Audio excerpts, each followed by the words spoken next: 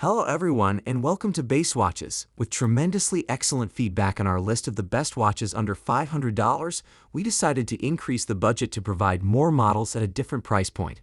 When purchasing a watch, the customer has two grounds of contention: breaching the $1,000 price point and breaking the $3,000 price mark. So today we decided to look at the latter. With a price point of $500, it's common to splurge on something less expensive. With $1,000, it requires more thought. We thought we'd make things a little easier for our viewers. Without further ado, let us begin. Any enthusiasts who have handled the three-hand Seiko 5 Sports line or the Timex Dive watch series that preceded it should find the 5 Sports GMT SA005K1's case familiar. For this new series, however, Seiko brings a raft of more premium style touches to the familiar form. Like so many Seiko designs, the 42.5mm wide stainless steel case wears far smaller than the numbers would have you believe, with a wearing experience that feels far closer to 40mm than over 42mm. As with the three-hand 5 Sports line, this largely comes down to the rounded, dramatic undercut case sides, which minimize the watch's actual contact patch on the wrist, while the polished finishing of the case sides helps to visually mask the effect. Beyond these case sides, the rest of the case is almost archetypical for Seiko sports watches, with a tall, heavily knurled rotating bezel, short rounded brushed lugs, and a sizable 4 o'clock crown with flowing asymmetrical guards. The in-house 4R34 automatic GMT movement inside the Seiko 5 Sports GMT is the newest variant in the 4R family but maintains essentially the same architecture as the familiar three-hand 4R36. By bringing a robust and capable mechanical GMT design to a democratic price point, the new Seiko 5 Sports GMT has already earned well-deserved respect in the enthusiast community, but its premium touches also help it stand as one of the most impressive. Formex is one of today's most interesting independent microbrands, and the Formex Spiegel Automatic 41mm is an excellent addition to the Formex portfolio. It distinguishes out in an increasingly crowded market thanks to its distinctive designs and willingness to experiment. The advertised height for a 41mm Grade 2 titanium watch is 10.6mm, although the watch wears slimmer due to the downward bent lugs and nearly smooth screw-down case back.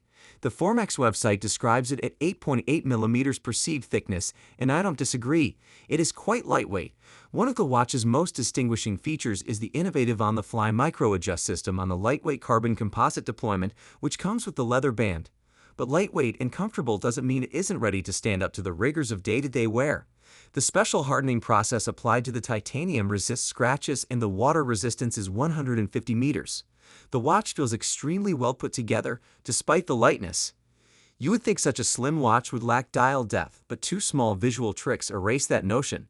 The first is a slight upward curve at the edge of the dial, although subtle provides a hint of added depth. The second and more obvious is the recessed numbers filled with superluminova. These two elements, along with the custom font, create the feel of something different than a typical field watch. The Formex Spiegel Automatic 41mm is a well-engineered, well-designed, lightweight, comfortable, and unique take on the everyday field watch. Since the brand's inception 6 years ago, the Naos has been a collection staple. Dustin aspired for a simple yet understandable design when he launched the company, and it embodies that. Aside from a simple dial, a watch contains many other components. Let us take a closer look at the Bauhaus-inspired Naos Automated. The Naos is a 38mm watch that can easily be classified as dressy. However, watches like this are far more versatile than they let on. The only thing holding the Naos back is its water resistance rating. Let's be honest, you weren't swimming with it anyway. Many watches try to lean hard into the dress category and paint themselves in a corner. They're a dress watch and nothing else. The white dial is utilitarian and gives the simple elements on the dial room to spread their legs. The dimensions are spot on at 43mm lug to lug and 12mm tall. The case height is brought down to 10.5mm wrist to crystal, and the Naos takes on an almost lugless look on the wrist because of the short lug to lug. The Sternglas Naos is powered by the reliable Miyota 821 automatic movement. This Japanese movement is known for its accuracy and robust performance. The automatic movement eliminates the need for manual winding, providing convenience for daily wear. In conclusion, the Sternglas Naos Miyota 821A is a testament to the brand's dedication to producing modern and accessible timepieces with a focus on quality craftsmanship. The Tissot PRX is one of the rare watches that comes with no drawbacks. Just a pleasant, well-designed, reasonably priced watch, a type that seems to be in scarce supply these days. Let's start with the PRX Powermatic 35mm specifications. It's 10.9mm thick and 39mm from lug to lug, however it wears like 44mm long because to the fixed first bracelet link. The case finish is similar to the larger PRX, largely brushed, but with lots of polished areas for contrast, such as the bezel, case bevels, and inner flanks of the bracelet. The bracelet tapers nicely to a butterfly clasp. The clasp feels a bit plasticky and doesn't have the satisfying click of a more expensive bracelet, but I think such satisfaction costs more than $700 in 2023. There's no micro adjust, but the bracelet links are relatively short and I didn't have a problem finding a nice fit. The same Powermatic 80 caliber, based on the ETA CO7, ticks inside the 35mm PRX, visible through a sapphire case back.